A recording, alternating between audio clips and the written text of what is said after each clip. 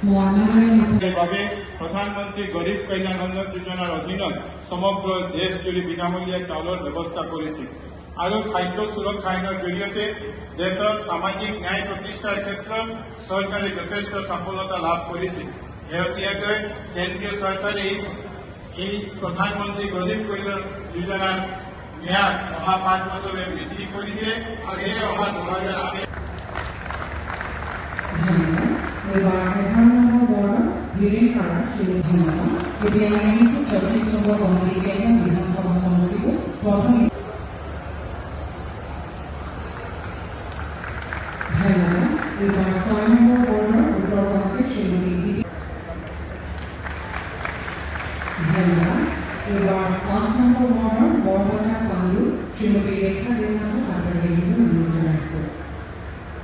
বন্দে মাতৰম।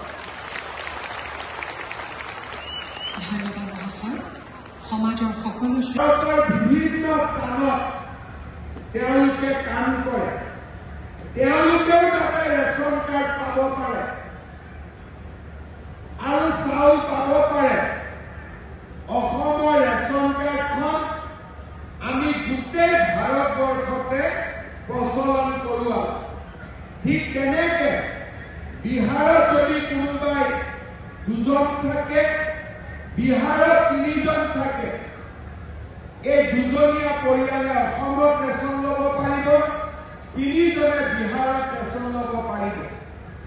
কিন্তু যিটো কোটা, সেই কোটাটো অসমৰ নামত কটা যাব, সেই কোটাটো বিহাৰৰ নামত কটা যাব। কোনো অন্ধ্ৰপ্ৰদেশত চাউল ল'লেও কলেজত গ'লে, হস্পিটেলত গ'লে যাতে ট্ৰিটমেণ্টৰ টকা দিব নালাগে, 5 লাখ টকালৈকে যাতে তেওঁলোকে বিনামূলীয়া চিকিৎসা লাভ কৰিব পাৰে। চৰকাৰ ৰাইজ ইয়াৰ উপৰি চিকিৎসা চৰকাৰ ৰাইজ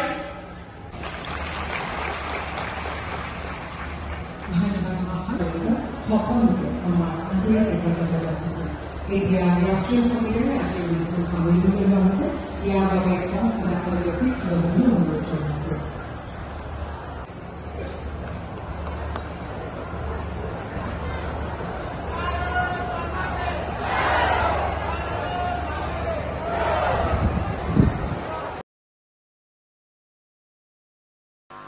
যোৱা সময়ছোৱাত আমি আপোনালোকক জনাব খোজো যে এই ব্যৱস্থাৰ ফলত অতিৰিক্তকৈ যি ৰেচন কাৰ্ড আমাৰ হাতত আহিলে, এই ৰেচন কাৰ্ডৰ সুযোগ লৈ এই বছৰৰ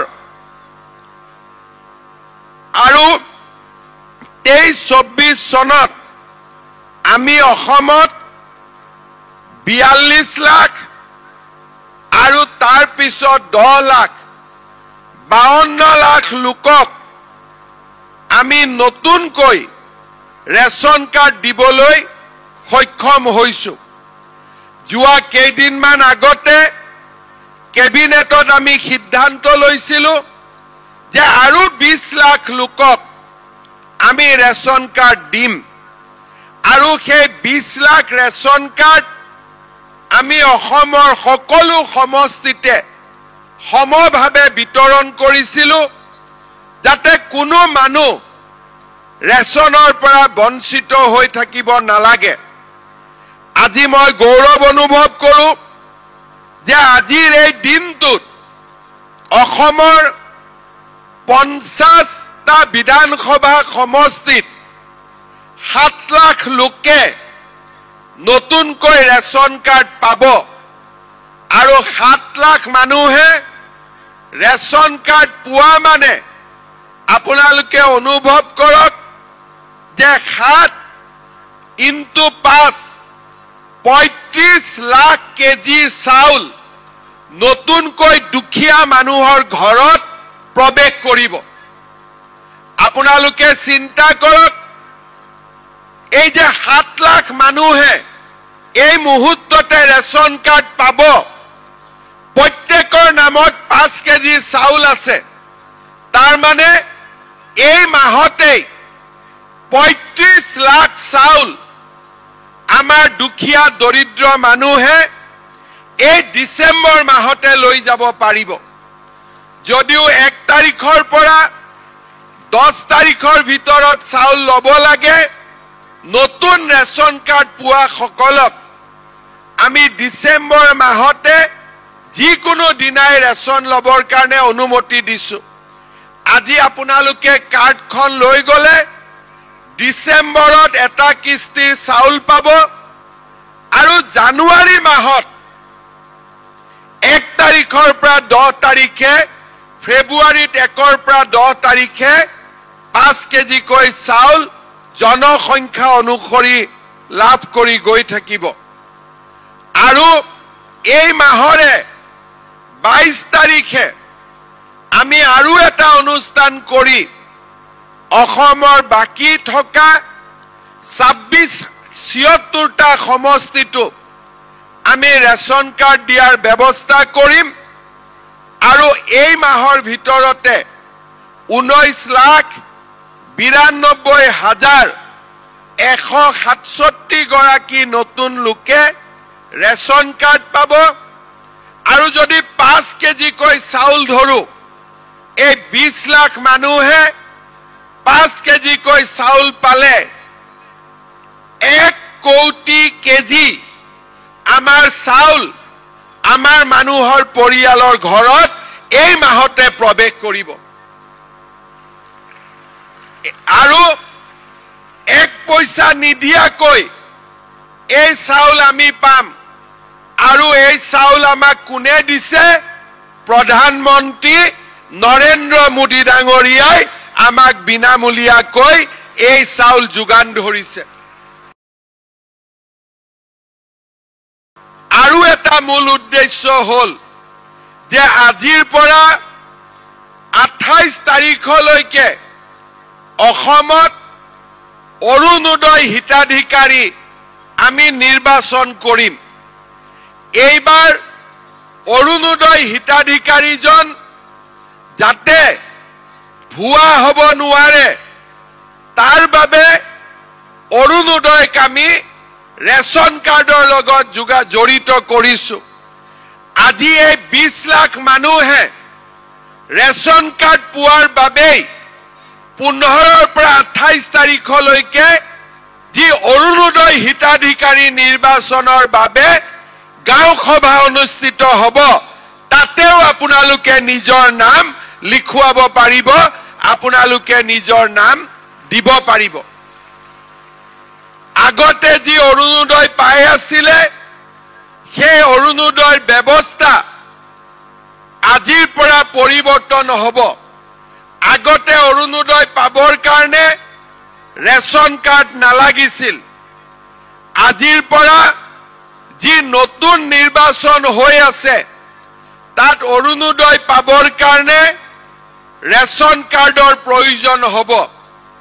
আজি আপোনালোকে যি ৰেচন কাৰ্ড পাব, গাঁও সভাত আপোনালোকৰ নাম অন্তৰ্ভুক্ত হোৱাৰ লগে লগে আপোনালোকৰ পৰিয়ালটোৰ সবিশেষ আমি ৰেচন কাৰ্ড নম্বৰৰ জৰিয়তে আমি লাভ কৰিম।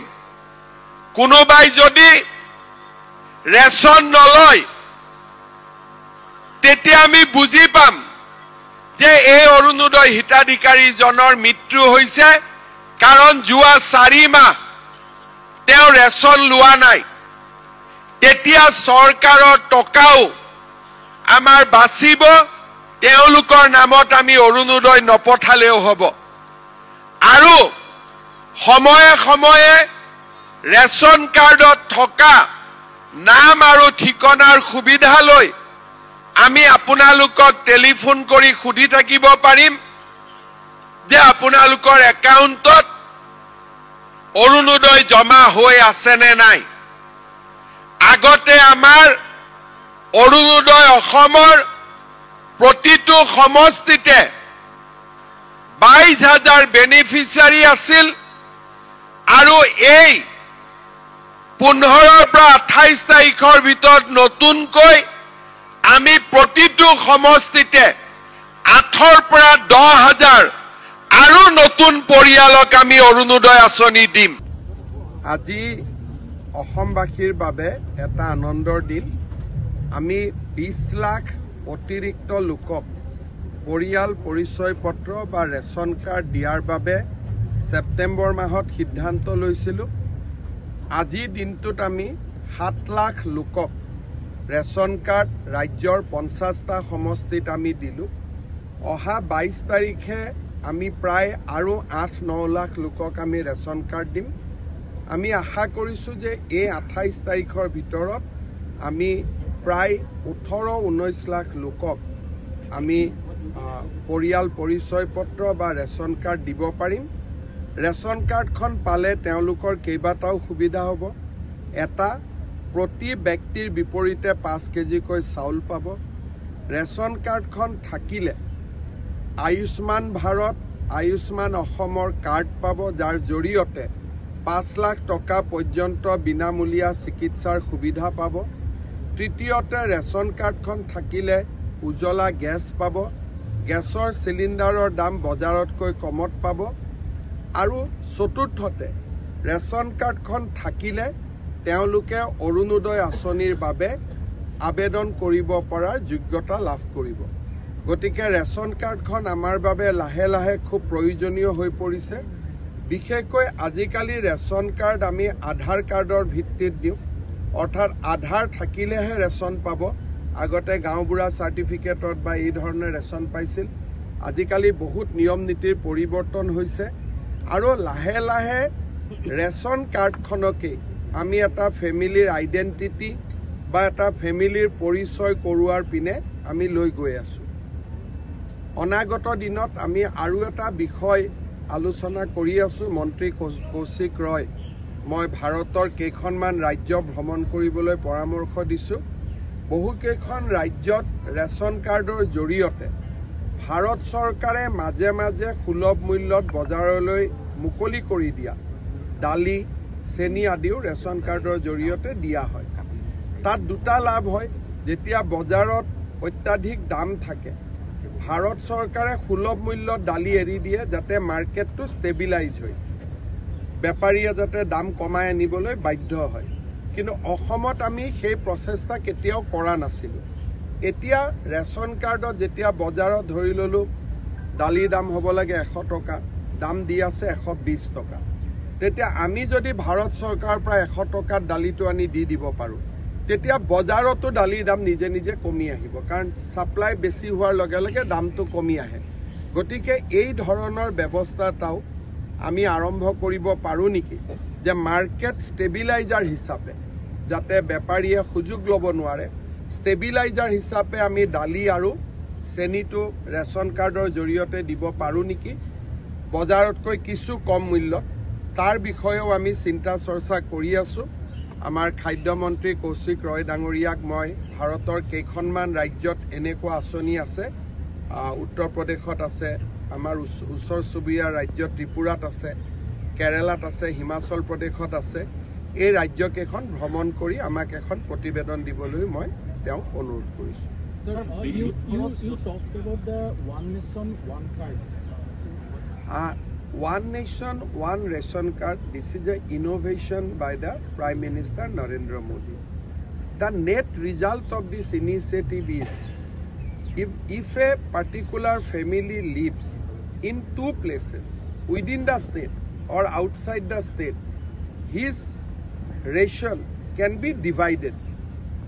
And because the data bank data is the same, it is Aadhaar enabled.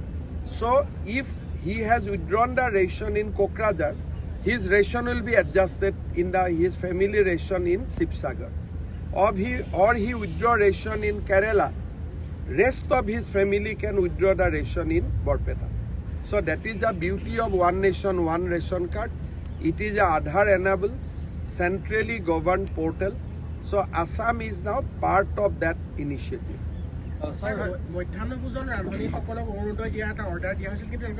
Orunodoi আমি মধ্যাহ্ন ভোজনৰ ৰান্ধনীসকলক অৰুণোদয় দিব হাক দিছোঁ, দিব দিয়া নাই, আমি হাকহে দিছোঁ। কাৰণ চৰকাৰী কৰ্মচাৰীয়ে অৰুণোদয় ল'লে তাৰ এটা বেড প্ৰেক্টিছ হ'ব। কিন্তু মধ্যাহ্ন ভোজনৰ ৰান্ধনি, আশা কৰ্মী, অংগনবাদী কৰ্মী এওঁলোকৰ দৰমহা আমি কেনেকৈ বৃদ্ধি কৰিব পাৰোঁ তাৰ বিষয়ে বিত্ত আয়ুক্তৰ নেতৃত্বত এখন কমিটিয়ে কাম কৰি আছে আৰু বাজেটৰ সময়ত আমি কি কৰিব পাৰোঁ তাৰ বিষয়ে আমি জনাম। কিন্তু অৰুণোদয় আঁচনি লোৱাটো উচিত নহয়। Sir, one nation one election অহাৰ লগে লগে সৰু সৰু দলসমূহৰ মানে আশা তেওঁলোকে ভয় কৰিছে যে নিশেষ হৈ যাব এনেধৰণৰ। এতিয়া এই বিলখনটো সংসদত আলোচনা হ'ব, সকলোৱে নিজৰ নিজৰ কথা ক'ব পাৰিব, কিন্তু বাৰে বাৰে ইলেকশ্যন হৈ থাকিলে ৰাজ্যত মডেল কোড অফ কণ্ডাক্ট আহে, এবছৰ উন্নয়নৰ কাম বন্ধ হৈ যায় আৰু বাৰে বাৰে একেটা বেলট কাকততে অসমৰ দৰে ৰাজ্যই দুবাৰ ইলেকশ্যন পতাৰ বাবে 1000-2000 কোটি খৰচ কৰিব লাগে। এইটোতো দুখীয়া মানুহৰ টকাই যায়। সেইকাৰণে সকলোৰে বাবে ভাল যদি এটা সময়তে একেলগে ইলেকশ্যন হয়, টকা পইচাৰ খৰচ কমিব, কেম্পেইন একেলগে হ'ব, পলিটিকেল পাৰ্টিজবিলাকৰ খৰচ কম হ'ব আৰু পলিটিকেল পাৰ্টিয়েও খৰচ ক'ৰ পৰা লয়, আকৌ ৰাইজৰ পৰাই দান বৰঙণি লয়। গতিকে মোৰ মতেদি ওৱান নেশ্যন ওৱান ইলেকশ্যনৰ ওপৰত যেতিয়া সংসদত চৰ্চা হ'ব, সকলো মানুহে বুজি পাব যে ইয়াৰ ফলত ৰাইজ বহু উপকৃত হ'ব। আৰু আমাৰ দেশত আগতে ওৱান নেশ্যন ওৱান ইলেকশ্যনে আছিলে, লাহে লাহে ৰাষ্ট্ৰপতিৰ শাসন বা বিধানসভা ভাঙিহে এইটো পৰিৱেশ হ'ল। নহ'লে আমাৰ স্বাধীনতাৰ দুখ মোকালিতে ওৱান নেশ্যন ওৱান ইলেকশ্যনে আছিল, কোনেও কল্পনাও কৰা নাছিল যে এনেকৈ ভাঙি হৈ যাব। যেতিয়া কংগ্ৰেছে ৰাষ্ট্ৰপতিৰ শাসন দি ৰাজ্য বিধানসভাবিলাক ভাঙিব আৰম্ভ কৰিলে, তেতিয়াহে এই পৰিৱেশটো আৰম্ভ হ'ল। আগতে এই পৰিৱেশটো নাছিলেই দেশত। ৰাজ্যৰ জিলাত শক্তি যথেষ্টখিনি খৰচটো হ্ৰাস কৰিছিল, 33 কোটি কৰিছিলে। আমাৰ 4টামান কাম আমি কৰিছিলোঁ। এটা হৈছিল চৰকাৰী অফিচবিলাকত আমি স্মাৰ্ট মিটাৰ লগাইছিলোঁ, নাম্বাৰ 1। এতিয়া আমাৰ চৰকাৰী অফিচত মেনুৱেল মিটাৰ নাই, স্মাৰ্ট মিটাৰ আমি লগাওঁ। তাৰপিছত যেতিয়া অফিচ বন্ধ হয় তাত স্মাৰ্ট মিটাৰটোতে এনেকুৱা প্ৰগ্ৰেমিং কৰি থোৱা যায় যে 6টা বজাত লাইট নিজে নুমাই। মেনুৱেলততো আমি প্ৰগ্ৰেমিং কৰিব নোৱাৰোঁ, কিন্তু যেনেকৈ ইলেক্ট্ৰিচিটি বোৰ্ডে ষ্ট্ৰীট লাইট দিলে ৰাতিপুৱা বন্ধ হৈ যায়, তেনেকৈ এতিয়া স্মাৰ্ট মিটাৰত প্ৰগ্ৰেমিং কৰা আছে যে ইয়াক আমি 6টা বজাত বন্ধ কৰি দিব পাৰোঁ বা 7টা বজাত আমি বন্ধ কৰি দিব পাৰোঁ। চ' প্ৰত্যেকটো যিমান অসমত স্কুল আছে, এতিয়া চব স্কুলত 4টা বজাত ইলেক্ট্ৰিচিটি নিজে বন্ধ হৈ যায়। তৃতীয়তে, মন্ত্ৰী আৰু বিষয়াসকলে নিজৰ ইলেক্ট্ৰিচিটি বিল নিজে দিয়ে। মই 60,000 টকা ইলেক্ট্ৰিচিটি বিল এতিয়া মই নিজে দিওঁ। এই গোটেইবিলাক কাৰণত যোৱা 9 মাহত আমি 33 কোটি টকা আমি চৰকাৰৰ বচাইছোঁ। আৰু জনতা ভৱনত বা সচিবালয়ত ছ'লাৰ লাইট লগোৱাৰ কাৰণে 80 লাখ টকা বেলেগকৈ ইলেক্ট্ৰিচিটিৰ বিল কমিছে। অৰ্থাৎ আমি বহুতবিলাক ইলেক্ট্ৰিচিটিৰ লগত জড়িত টকা আমি ৰাজ্যত ছেভিংছ কৰিব পাৰিছোঁ। 9 মাহত আমি 220 কোটি টকা ইলেক্ট্ৰিচিটি বৰ্ডক দিছিলোঁ। এইবাৰ আমি 178 কোটি টকা নে কিমান, প্ৰায় 33 কোটি টকা আমি কম দিছোঁ। স্যাৰ, আৰক্ষী জোৱান উজ্জ্বল বৰাৰ মৃত্যুৰ পিছতে আজি এজনক ধৰিছে ইতিমধ্যে শ্ৰীভূমি জিলাত চেকিঙৰ সময়ত যিটো ঘটনা হৈছিলে, আমি যিটো আমাৰ কনিষ্টবলজনৰ মৃত্যু হৈছে, আমি তাক এক্সিডেণ্ট বুলি কোৱা নাই, আমি তাক হত্যাৰ প্ৰচেষ্টা বুলিয়ে কৈছোঁ। আৰু যিজন ব্যক্তি ইয়াত জড়িত হৈ আছে তেওঁক পুলিচে গ্ৰেপ্তাৰ কৰিছে আৰু তেওঁক সোধা পোছা কৰাৰ পিছত আমি গোটেই কথাখিনি গম পাম। স্যাৰ, বাণীকান্ত কাকতি এৱাৰ্ডৰ পৰা যিটো নতুনকৈ নিৰ্দেশ কৰা হ'ল, বহু এনেকুৱা ষ্টুডেণ্ট আছে যিখিনি কোচিং কৰি আছে, কোচিং কৰা ষ্টুডেণ্টক মানে আমাৰ অসমত কি হয়, মানুহে কিছুমান কথা জেদ কৰে। আমি স্কুটিখন কিয় দিওঁ? আমি স্কুটিখন দিওঁ কলেজত যাবৰ কাৰণে। আৰু কোন কলেজত যাব যে 3 বছৰ তেওঁ কলেজত পঢ়িব। এটা তেওঁ যদি কোটাত কোচিং কৰি থাকে, এইখনটো আমি পুৰস্কাৰ হিচাপে নিদিওঁ, আমি কলেজত যোৱাৰ সুবিধাৰ কাৰণে দিওঁ। যদি তেওঁ কলেজতে নপঢ়ে, তেওঁক আমি স্কুটিখন কেনেকৈ দিব পাৰোঁ? দুখীয়া মানুহে পেষ্ট, কণী, কোনোবাই চাউল দালি কিনা পইচা দি টেক্স লৈয়েতো আমি এইবিলাক কৰোঁ। মোৰতো ঘৰৰ পইচা নিদিওঁ। গতিকে মই যদি কলেজতে নপঢ়োঁ, মোৰ দেউতা মায়ে যদি মোক কোচিঙে কৰাব পাৰে এবছৰ, তেওঁ চৰকাৰৰ বিনামূলীয়া স্কুটিখন কিয় লোভ কৰিব লাগে? এইটো বিতৰ্ক কেনেকৈ হ'ব পাৰে? এইটোতো নিজে ক'ব পাৰে যে মোৰ দেউতাই মোক 1.5 লাখ টকা দি কোটাত কোচিং কৰাই আছে, গতিকে দুখীয়া মানুহৰ স্কুটিখন মোক নালাগে। তেওঁতো নিজে এৰি দিব লাগে। প্ৰত্যেকটো কথাতে জেদ কৰি থাকিলে আৰু চৰকাৰখনে চবৰ কথা শুনি থাকিব নেকি? স্কুটিৰ আঁচনিটোৱে যে আপুনি কলেজত যাবৰ কাৰণে আমি স্কুটি দিছোঁ, কলেজত নাই কোচিঙত গৈছে, এতিয়া সেই কোচিংটো সঁচাই কোচিং কি কোচিং কোনে জানিব? গতিকে স্কুটি লাগিলে কলেজত পঢ়িব লাগিব, আৰু যাৰ দেউতাক মাকে কোচিং কৰাব পাৰে সি দুখীয়া মানুহৰ টকাৰ স্কুটিখন লৈ পেলাই উঠি ভাল পাব জানো? কিন্তু নিজে কষ্ট পাব এইখনত উঠি।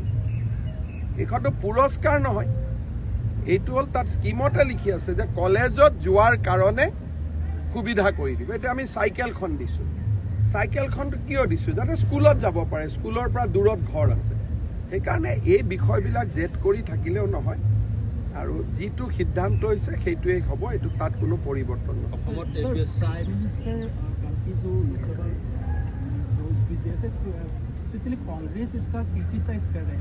कांग्रेस क्या उसको अच्छा पाएगा क्या? कांग्रेस को धो डाला तो कांग्रेस को ना, कांग्रेस अभी मोदी जी को जाके बोलेगा कि आपने बढ़िया स्पीच दिया है। कांग्रेस तो काल तो जब मोदी जी स्पीच दे रहा था तब कांग्रेस का लोग सुन रहा था, वही बहुत बड़ा बात है। हम लोग तो वो वाला स्पीच जितना उनका हकीकत जैसे सामने बोलने लगा, उसका बाद वो स्पीच सुनने के लिए भी बहुत ज्यादा एक व्यक्ति ऐसा होना पड़ेगा कि जिस व्यक्ति का कोई शर्म बोल के कोई चीज ही नहीं। मोदी जी ने ऐसा सबका लोगों को आईना दिखा दिया कि आप लोगों ने क्या किए थे अपना शासनकाल में। कैबिनेट में पास हुए बिल को भी बाहर तोड़ा गया था, बाहर तोड़ दिए थे। आपने प्रधानमंत्री होते होते नेशनल एडवाइजरी काउंसिल आपने बना लिए थे। सीताराम केसरी जी जो दलित का संतान है, उनको आप बाथरूम में लॉक करके सोनिया गांधी को पार्टी का अध्यक्ष का बनाया था। तो उसका बाद कांग्रेस को और बोलने के लिए क्या रह गया? आप बोले ये बात झूठ बोला है मोदी जी ने, ये बात तो आप नहीं बोल रहे कि मोदी जी ने ये असत्य बोल रहा है।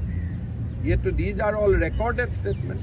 नेहरू और गांधी सरकार संविधान विरोधी है, आपने भी संविधान विरोधी तो क्या है नहीं कहा, मोदी जी ने तो पूरा आईना दिखा दिया है।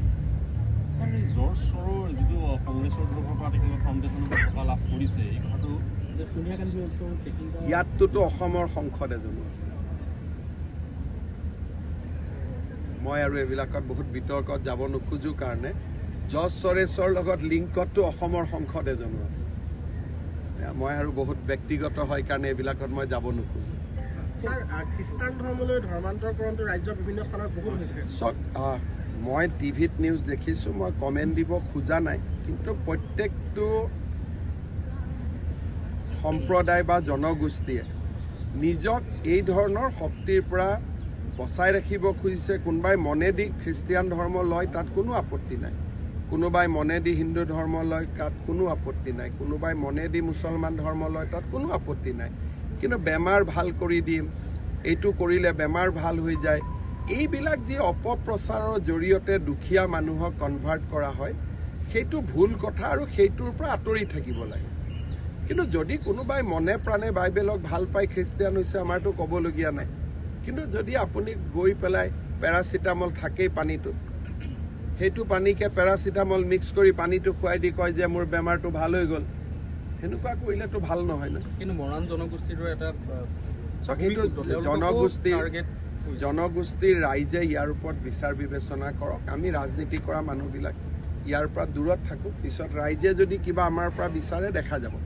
বৰ্তমান এইটো জনগোষ্ঠীৰ ভিতৰৰ সমস্যা, আমি তাত মাত মাতিব খোজা নাই। নিৰ্বাচনৰ সময়ত এই প্ৰকাৰে আচলতে জয় হৈ আহিছে নেকি এই সংসদ, যি কথা আপুনি উল্লেখ কৰিলে? নাই, মই সিমান দূৰলৈকে মই একো নকওঁ। যিটো বস্তু মোৰ হাতত প্ৰমাণ নাই বা যিটোৰ ওপৰত মই বহুত বেছি ইণ্টাৰেষ্টটো দিয়া নাই, আপুনি সোধাৰ কাৰণে মই কৈছোঁ। পিছত এইবিলাক আপোনালোক সাংবাদিক, ইনভেষ্টিগেটিভ জাৰ্নেলিষ্ট আপোনালোকে কৰক, মইনো কিয় কৰোঁ এইটো কাম। प्रधानमंत्री डांगोरिया कोई प्रधानमंत्री जी ने बोले सेकुलर सिविल कोड बनाया जाएगा, और हम प्रधानमंत्री जी का जो सेकुलर सिविल कोड का जो घोषणा है, इसको हम हृदय से स्वागत करता। আমাৰ উত্তৰ পূৰ্বাঞ্চলৰ সংঘৰ হেৰি গায়ক আৰু লগতে আমাৰ পুৰী আৰু দিল্লীত থকা সকলো হৈ আমি সেৱা জনাইছোঁ। অসম সাহিত্য সভাৰ